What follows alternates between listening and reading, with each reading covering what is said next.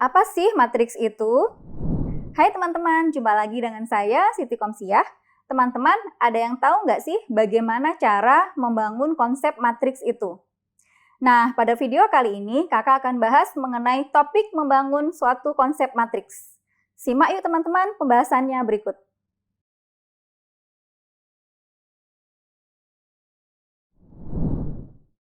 Pada materi membangun konsep matriks, kita akan belajar mengenai apa itu definisi dari matriks, dilanjutkan dengan contoh masalah yang merupakan penerapan dari konsep matriks pada kehidupan sehari-hari. Berikut penjelasannya. Oke teman-teman, apakah ada yang tahu apa sih pengertian dari matriks itu? Ya, matriks adalah susunan bilangan-bilangan yang diatur menurut aturan baris dan kolom dalam suatu jajaran berbentuk persegi atau persegi panjang. Nah, susunan itu biasanya diletakkan dalam kurung biasa seperti ini maupun kurung siku seperti ini. Nah, kemudian matriks biasanya diberi nama dengan huruf kapital, ya huruf besar seperti ini, A, B, C, dan seterusnya. Nah, selain memiliki baris dan kolom, matriks juga memiliki entry, yaitu setiap anggota dalam matriks tersebut.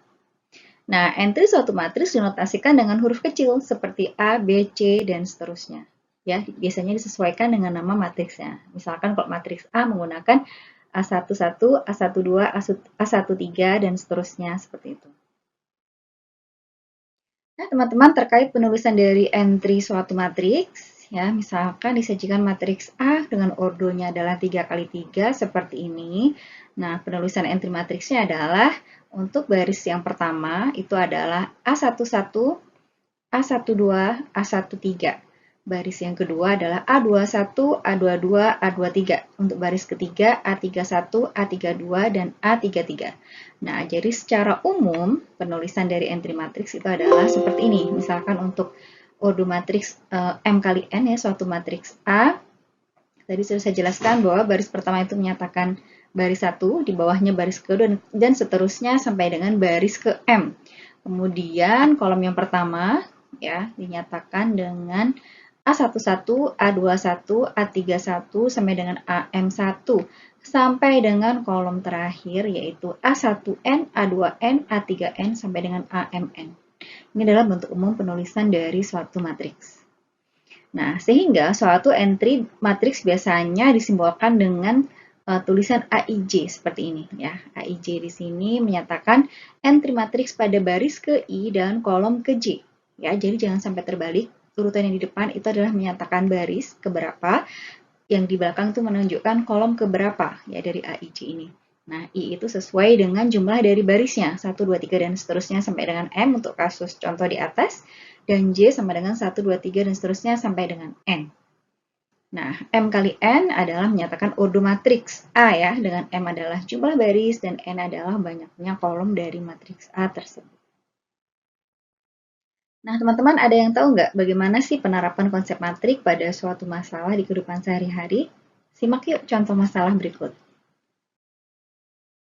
Nah, pada contoh 1, permasalahan yang diberikan adalah manajer supermarket ingin menata koleksi barang yang tersedia.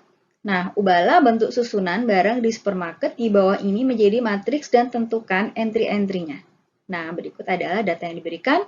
Yang pertama adalah koleksi susu, ada 10 item. Kemudian koleksi roti dan biskuitnya ada 20 item. Selanjutnya di baris sampingnya ada koleksi permen dan coklat 14 item. Nah, di bawahnya di baris kedua yang pertama, kolom pertama itu ada koleksi sabun ya, ada 18 item. Kemudian koleksi sampo dan pasta gigi ada 12 item. Dilanjutkan di sampingnya ada koleksi deterjen 8 item. Nah, di baris ketiga diawali dengan koleksi minyak goreng ada 22 item. Selanjutnya ada koleksi beras dan tepung 6 item. Lalu yang terakhir adalah koleksi bumbu ada 17 item. Nah, kita diminta untuk menyajikan ya data dari supermarket ini ke dalam bentuk matriks dan kita tuliskan entry-entry-nya. Oke teman-teman, susunan barang di supermarket tadi ya bisa kita sajikan dalam susunan matriks seperti ini. Ya, misalkan matriks A yang pertama tadi menyajikan barang yang ditulis di baris 1 ya. soal sebelumnya tadi, menyatakan baris satu. Yang kedua, susunan barang di baris kedua. Nah, berikutnya adalah susunan barang di baris ketiga. Nah, jadi ternyata permasalahan di supermarket tadi bisa kita sederhanakan ya dalam menyajikannya ke dalam susunan matriks seperti berikut. Nah, gimana teman-teman? Contoh masalah satu tadi masih sangat mudah kan ya? Nah, kita akan coba nih untuk masalah yang kedua, bagaimana penggunaan matriks pada kasus ini. Ya, permasalahannya adalah Teguh, siswa kelas 9 ya, SMA Pancabudi, akan menyusun anggota keluarganya berdasarkan umur dalam bentuk matriks ya. Dia memiliki ayah, ibu berturut-turut berumur 46 dan ibunya 43 tahun ya. Selain itu dia juga memiliki kakak dan adik ya. Secara berturut-turut umurnya adalah Ningrum 22 tahun dan Sekar 19 tahun. Kemudian ada Wahyu 12 tahun. Nah, dia sendiri Teguh tadi berumur 14 tahun. Nah, berbekal materi yang dia pelajari di sekolah dan kesungguhan dia dalam berlatih, dia mampu mengkreasikan susunan matriks yang merepresentasikan umur anggota keluarga Teguh tadi berdasarkan urutan umur dalam keluarga Teguh. Nah, teman-teman, dari masalah yang kedua tadi, kita diminta untuk menyusun suatu matriks yang menggambarkan umur dari anggota keluarga Teguh berdasarkan urutan. Misalkan kita sepakati umurnya berdasarkan dari urutan tertinggi ke urutan terendah. Nah, sebagai alternatif solusi, misalkan yang pertama, susunannya adalah seperti ini, di mana terdiri dari 2 baris dan 3 kolom. Ya, untuk baris yang pertama berisi umur ayahnya, ibu, kemudian kakak yang pertama. Sedangkan pada baris yang kedua adalah umur kakak yang kedua, umur Teguh, dan dilanjutkan dengan umur adiknya. Kemudian alternatif yang pertama ini mempunyai ordo 2 kali 3. Nah, alternatif yang kedua kita susun menggunakan ya 3 baris dan 2 kolom, di mana untuk baris yang pertama itu berisi umur ayahnya, ibunya, baris kedua berisi umur kakak pertama ya, kakak kedua, kemudian baris ketiga berisi umur Teguh dan disusul dengan umur adiknya. Jadi untuk alternatif susunan kedua ini berordo 3 kali 2. Nah, gimana teman-teman penjelasan dari contoh masalah yang kedua? Masih mudah kan ya?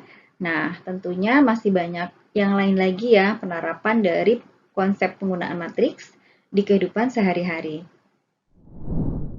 Nah, demikian tadi teman-teman pembahasan topik mengenai membangun konsep matriks. Semoga bisa dipahami ya.